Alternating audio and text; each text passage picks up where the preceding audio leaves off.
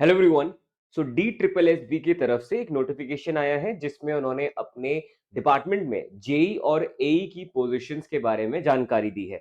तो चलिए इस वीडियो में फटाफट से जानते हैं इस नोटिफिकेशन के बारे में। अगर हम सीधे ऑफिशियल वेबसाइट पे जाते हैं तो सबसे पहला जो यहाँ पे नोटिफिकेशन है वो इसी के बारे में है। ये वो नोटिफिकेशन है। एक बार मैं आपको इसको अच्छे से समझा भी देता हूँ। थोड़ा सा इसको जूम करते हैं बच्चों। तो यहाँ पर जो है देखिए कौन कौन सी वैकेंसी है जो निकाली गई हैं, जो लॉन्च की गई हैं डी ट्रिपल एस बी यानी कि जो हमारा दिल्ली का सब ऑर्डिनेट सर्विस सिलेक्शन बोर्ड है उनकी तरफ से। सबसे पहले ये जो एप्लीकेशन है यहाँ पे सिविल इंजीनियरिंग के जो बच्चे हैं उनके लिए ये पोजीशंस होने वाली हैं। अब कौन कौन सी पोजीशंस हैं, क्या आपका प्रोसेस होगा, क्या सिलेबस होगा, क्या मेथड होगा सिलेक्शन का, वो सब मैं इस वीडियो में आपको बताता हूँ। सबसे पहले जो एप्लीकेशन है वो स्टार्ट हो रही है 24 फरवरी 2026 12 बजे दोपहर से। तो ये आप एप्लीकेशन स्टार्ट कर सकते हो, अपना एप्लीकेशन ऑनलाइन भर सकते हो। और लास्ट डेट रहेगी आपकी 25 मार्च को, वो भी 11:59 यानी कि रात 12 बजे में 1 मिनट कम तक आप ये एप्लीकेशन भर सकते हो 25 मार्च तक। अब इसमें अगर हम देखेंगे तो इनिशियली लीगल असिस्टेंट के बारे में जानकारी दी गई है कि ये वो पोजीशंस है लीगल असिस्टेंट की जिनके लिए लोग अपना फॉर्म भर सकते हैं। लेकिन हम बात करेंगे यहाँ पे असिस्टेंट इंजीनियर एई सिविल और जेई सिविल के बारे में। तो बच्चे जैसे आप देख सकते हैं हमारे असिस्टेंट इंजीनियर सिविल में हम देखें तो दो यहाँ पे, एक दिल्ली जल बोर्ड और एक दिल्ली एग्रीकल्चरल मार्केटिंग बोर्ड। तो दिल्ली जल बोर्ड की मैं बात करूं तो एई की कुल जो पद है, कुल जो पोजीशंस है वो है 32। और वहीं अगर हम बात करें एग्रीकल्चर मार्केटिंग बोर्ड की तो कुल जो हमारी पोजीशंस है वो है एक। तो टोटल एई की पोजीशंस इसमें 33। जेई के लिए ये चीज थोड़ी सी बेटर है अगर हम कंपेयर करें यहाँ पे। तो जूनियर इंजीनियर सिविल इंजीनियरिंग के जो बच्चे हैं उनके लिए यहाँ पर दिल्ली जल बोर्ड में कुल 180 भर्ती, 180 पद है। और बच्चों यहाँ पे अगर हम बात करें न्यू दिल्ली म्युनिसिपल कॉर्पोरेशन या काउंसिल में, वहां पे 101। तो टोटल आपके 281 पोजीशन यहाँ पे जूनियर इंजीनियर्स के लिए दी गई है इस रिक्रूटमेंट में, जो कि सिविल के बच्चे होने वाले हैं। थोड़ा सा इसको गहराई में जानते हैं। बाकी कुछ पोजीशंस है यहाँ पे जो आपकी जनरल है, which is assistant section officer, जो कि 576 3 और 8। तो टोटल 911 पोजीशंस है जिनमें लीगल असिस्टेंट भी काउंट हो रहा है, जिसमें एई भी काउंट हो रहा है, जेई भी काउंट हो रहा है और आपका सेक्शन ऑफिसर भी काउंट हो रहा है। बात करेंगे सर इसमें और थोड़ा सा डिटेल में। कैंडिडेट मस्ट अप्लाई, वही जो 25 मार्च की तारीख है उससे पहले पहले रात को 12 बजे से पहले आपको अप्लाई करना है। ओनली ऑनलाइन एप्लीकेशन एक्सेप्ट की जाएंगी, डायरेक्ट वेबसाइट पे जाके आप यहाँ पे अप्लाई कर सकते हैं। अब थोड़ा सा इसमें हम बात कर लेते हैं सर क्वालिफिकेशन के बारे में। तो लीगल असिस्टेंट के बारे में हमें यहाँ पे जानकारी नहीं चाहिए, हम चाहते हैं एई और जेई की जो पोजीशंस है उनके लिए। ये भी लीगल असिस्टेंट है, ये भी लीगल असिस्टेंट है। तो यहाँ पर सर ये आ जाता है अब हमारे पास एई की पोजीशंस जो है उनके लिए कि कौन कौन से आपके पास। ये देखिए दिल्ली जल बोर्ड, सबसे पहले हम बात कर रहे हैं दिल्ली जल बोर्ड की। तो दिल्ली जल बोर्ड में एई की पोजीशन, असिस्टेंट इंजीनियर की जो पोजीशंस है उनके बारे में बताया गया है। 32 टोटल पोजीशंस है। अब यहाँ पर देखिए क्या क्वालिफिकेशन है, एजुकेशनल क्वालिफिकेशन। अब देखो एई की जो पोजीशंस है उनके लिए आपको डिग्री होनी चाहिए सिविल इंजीनियरिंग ब्रांच में, ठीक है। सिविल इंजीनियरिंग ब्रांच में डिग्री होनी चाहिए, माने डिप्लोमा वाले बच्चे ये एई वाला जो पोजीशंस है इसमें फॉर्म नहीं भर पाएंगे। और यहाँ पे बात करे जाए एक्सपीरियंस की, तो जो बीटेक के बच्चे हैं उनको किसी भी तरह का कोई एक्सपीरियंस रिक्वायर्ड नहीं है। और कोई डिजायरेबल एक्सपीरियंस यानी कि किसी फील्ड में ऑलरेडी एक्सपीरियंस होना चाहिए वो भी यहाँ पे जरूरत नहीं है। पे स्केल पे लेवल 7 रहने वाला है ग्रुप बी में, जो स्टार्ट हो जाता है 44,900 से 1,42,400 तक जाता है। एज 30 साल से ज्यादा नहीं होनी चाहिए।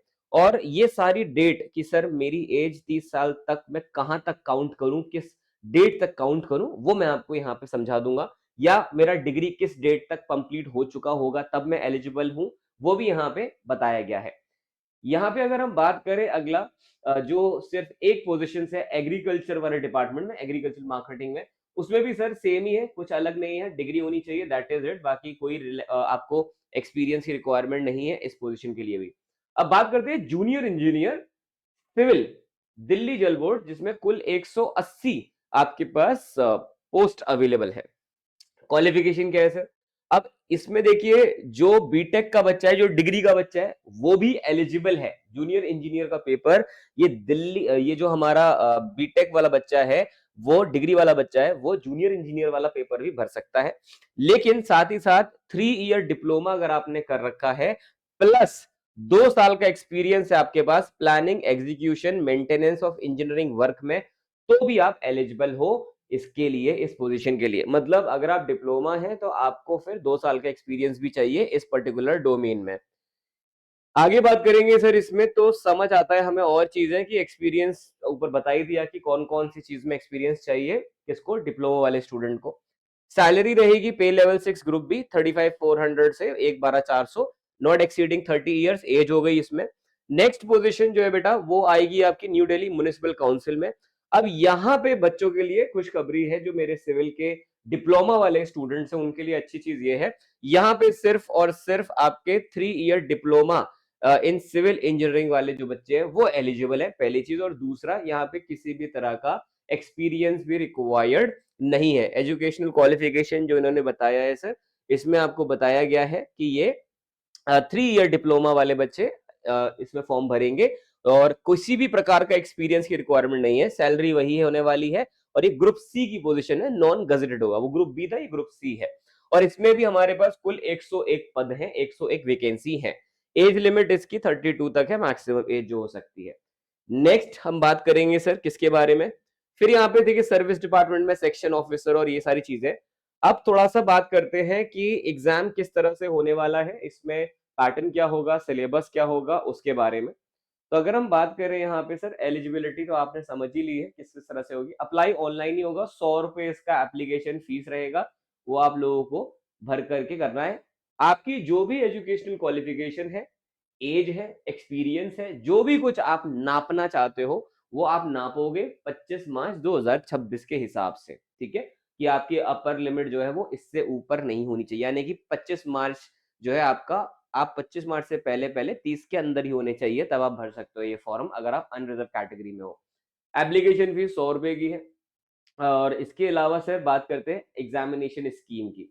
तो सबसे पहले हम चलते हैं हमारे एई और जेई। देखो दोनों के लिए ना सेम ही पैटर्न है, एई हो चाहे आप जेई का पेपर लिखो, दोनों के लिए सेम ही है। यहाँ पे आप देख सकते हो क्या रहेगा इसमें, 1 टीयर टेक्निकल माने इसका क्या है समझ लीजिए। अब इसमें एक टीयर रहेगा, देखो इसमें क्या है, सेक्शन ए और सेक्शन ए रहेगा और एक सेक्शन बी भी रहेगा यहाँ पे, ठीक है। सेक्शन ए जो होगा उसमें हमारे 100 सवाल होंगे, हर सवाल का 1 मार्क्स मिलेगा, तो यानी कि 100 मार्क्स हो गए, करेक्ट।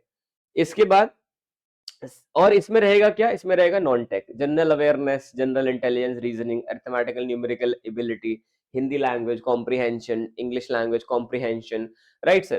तो 100 क्वेश्चन, 100 मार्क्स, और 20 मार्क्स का हर एक चीज, जनरल अवेयरनेस 20 मार्क्स का, 20 मार्क्स का जीआई, 20 मार्क्स का अरिथमेटिक न्यूमेरिकल एबिलिटी, 20 मार्क्स का हिंदी, 20 मार्क्स का इंग्लिश, इस तरह से 100 बनते हैं। दूसरा जो ग्रुप सेक्शन बी है, इसमें टेक्निकल क्वेश्चन आएंगे, 100 क्वेश्चन रहेंगे, हर क्वेश्चन के लिए आपको 2 नंबर दिए जाएंगे, यानी कि 200 मार्क्स। तो ये 200 और सेक्शन ए के 100, कुल 300 मार्क्स का पेपर होगा यहाँ पे। और याद रखिएगा ये टेक्निकल होने वाला है पूरा, to evaluate ability for application concept, problem solving capacity, ability, analysis, options, make informed choice, apply theoretical aspect, principle related to technical and domain knowledge. मतलब वही अपन सिविल की बात करें तो सिविल के ही इसमें सवाल पूछे जाने वाले हैं आप लोगों से। तो यहाँ पे सर देख लेंगे, in 1 tier technical examination scheme mandatory minimum qualifying marks criteria will be applicable only in domain subject specific, that is section B, there will be not any minimum qualifying marks in section A, however mandatory minimum qualifying marks criteria will be applicable on cumulative marks. तो basically ये वही बता रहे हैं sir आपको यहाँ पे कि सेक्शन ए और सेक्शन बी जो है आपका, section A qualifying in nature रहेगा, सेक्शन बी से आपका सिलेक्शन होगा, ये चीज आपको याद रखना है। इसी प्रकार से जो assistant officer, basically section officer की पोजीशन है, उनका भी सिलेबस पूरा नॉन टेक ही है। तो इसके लिए सिर्फ कोई भी आपको डिग्री चाहिए बेसिकली, अगर आप इसको भरना चाहते हो, जस्ट इन केस, राइट। अब सर ये हो गया, आपको सारी बातें पता चली गई हैं। एग्जाम डेट के बारे में ऐसा कोई स्पेशल खास जानकारी नहीं दी गई है, और बस आई थिंक यही है इसके अंदर जो हमें पता होना चाहिए था। रेस्ट बाकी तो वही है सर, अगर सेम नंबर आ गए तो कैसे डिसाइड किया जाएगा कि पोजीशन किसको दी जाएगी, लेकिन पहले सेम मार्क्स लेके आए, फिर उस लेवल पे हम बात करेंगे, ठीक है। कोई भी अपनी चॉइस से तो सेम मार्क्स लेके नहीं आने वाला। दैट्स इट, आई थिंक यही है सर यहाँ पे जो वैकेंसी के बारे में है। तो हमारे पास 32 नहीं 33 वैकेंसी एई सिविल के लिए हो गई इसमें, और 281 पोजीशंस हो गई हमारी किसके लिए, जूनियर इंजीनियर।